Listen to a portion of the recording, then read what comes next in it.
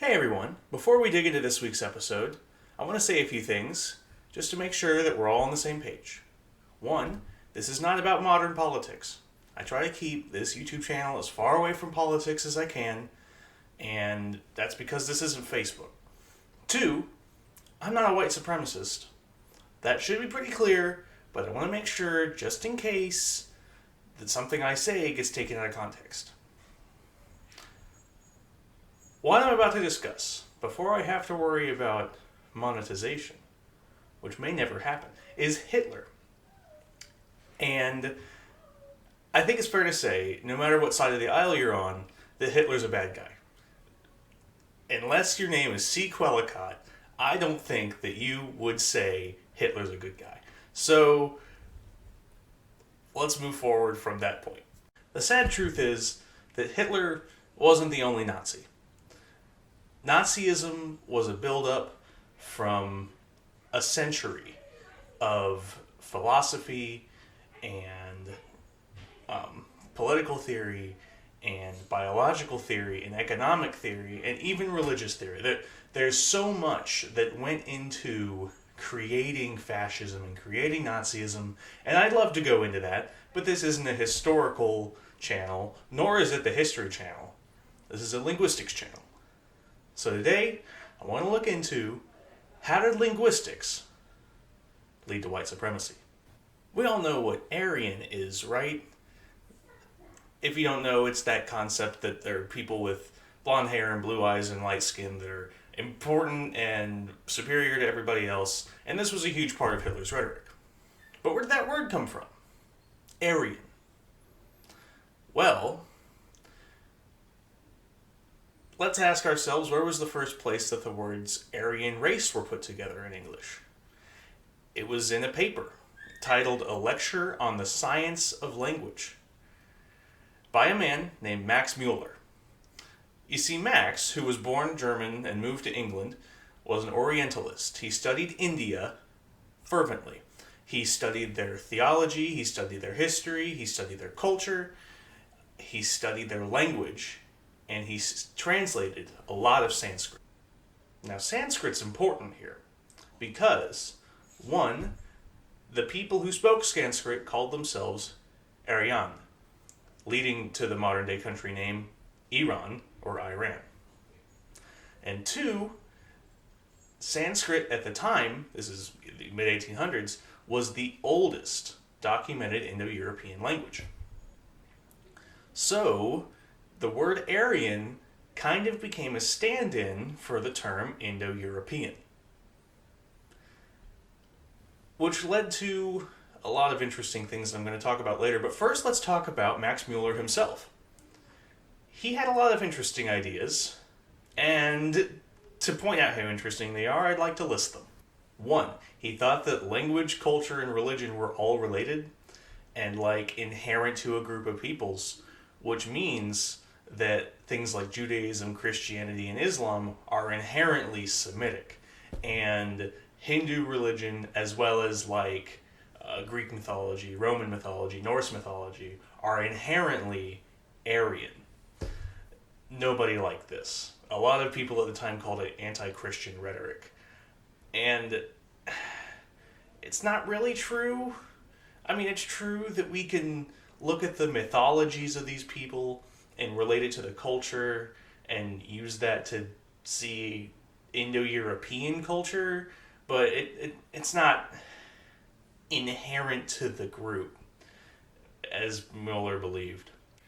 He believed that Indians were the most honest, holy, and wise group of people, well, as wise, holy, and honest as the enlightened Europeans, and that he was surprised that Mohammedan or Islamic rule didn't corrupt them, but, and I'm going to quote him, "I can only say that after reading the accounts of the terrors and horrors of Mohammedan rule, my wonder is so that much of native virtue and truthfulness should have survived."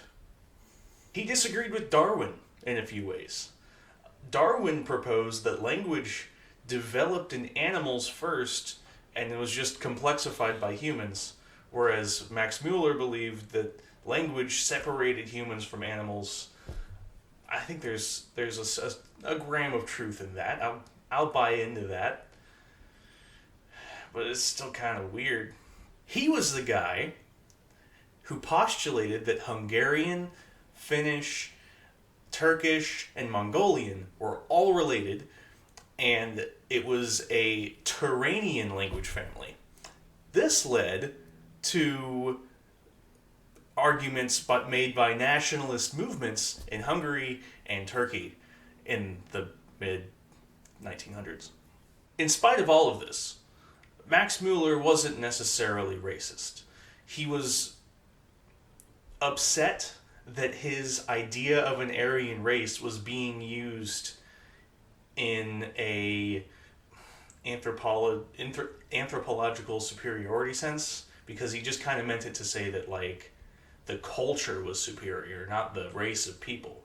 But that didn't stop people from taking his idea that this group of people is better than this group of people, and we're in the good group, and running with it. So you can kind of see how this is mixed up a little bit. You can start to see some of the logic. That's the worst part, is that you can look at different ideas in Nazism and understand how they reached that point logically. You see, anthropology and linguistics were intertwined for a very long time. You don't have DNA testing in the mid-1800s. So what's the best way to study a group of people and discern what cultures are separate from what and what cultures are related to what? Is language. Language and the way that people appear racially. So isn't it interesting that all of Europe has a mother tongue? And that's cool. And it's double cool that, the other cultures that have that mother tongue seem to also be doing well. India and Europe are some of the wealthiest places in the world. Now, that can't just be because of, one cultural instance. It has to be because there's something inherently better about them, right? That's the only explanation. So, obviously, there's something with how Aryan people are that means that they're better and means that they are superior, right? And so that asks another question: who are the best Aryans? What are the most pure Aryans? Where did they come from? Well, there's a couple ways that we can approach the question of where did they come from. We can look at archaeology and say they probably came from around Russia, Ukraine, and that's what we believe today, obviously, because we believe in archaeology. Or you can use genetics and ask ourselves what sets Aryan people apart from other groups of people. It's their white skin and their blonde hair and their blue eyes. And what area has the most of that? Germany and Scandinavia. So maybe the Aryan people started there. And if they didn't start there, they were at least the most pure Aryans.